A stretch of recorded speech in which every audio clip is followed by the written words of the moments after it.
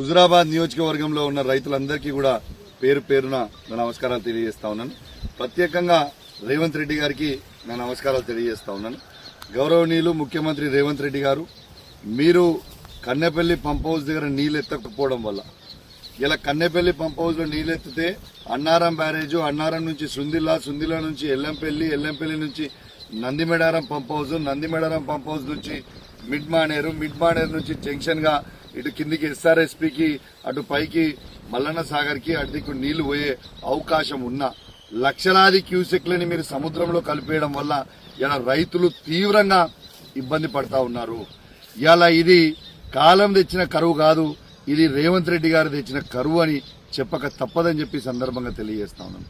ఇలా నేను హుజురాబాద్ నియోజకవర్గంలో సిర్సపల్లి గ్రామంలో ఉన్నా, ఎక్కడైతే అతి పంటలు ఎక్కువ పెరుగుతూ ఉంటాయి అక్కడ నీళ్లు లేక ఈ పొలాలు మొత్తం కూడా మీరు చూడొచ్చు.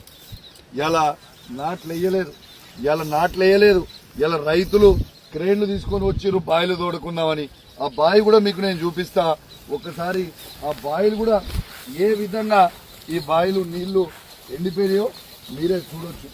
ఇది చూడండి, ఇది బావి, ఈడ నీళ్లే లేవు. ఇవి ఒక్కసారి మీరు చూపించాలి, కెమెరా పెట్టి ఇటు చూపించాలి. అసలు బావిలా ఒక్క చుక్క నీళ్ళు లేదు. ఇది రేవంత్ రెడ్డి గారి నిర్లక్ష్యం వల్ల ఈడ నీళ్లు లేవు. నేను దయచేసి ముఖ్యమంత్రి రేవంత్ రెడ్డి గారికి చెప్తా ఉన్నాను, ఇవాళ కూడా ఈ క్షణంకి కూడా లక్షలాది క్యూసెక్ ఆఫ్ నీళ్లు అక్కడి నుంచి సముద్రంలో కలిసిపోతా ఉన్నాయి కన్నెపల్లి పంప్ హౌస్ నుంచి. దయచేసి నా హుజురాబాద్ నియోజకవర్గంలో రైతుల పక్షాన రేవంత్ రెడ్డి గారికి దండం పెట్టి చెప్తున్నా, దయచేసి ఆ మోటార్లు ఆన్ చేసి మా ప్రాంతానికి నీళ్లిచ్చి మా రైతాంగాన్ని మీరు కాపాడాలని నేను దయచేసి రేవంత్ రెడ్డి గారికి నా హుజురాబాద్ నియోజకవర్గంలో ఉన్న రైతుల పక్షాన డిమాండ్ చేస్తూ సెలవు తీసుకుంటా ఉన్నాను. జై తెలంగాణ, జై కేసీఆర్.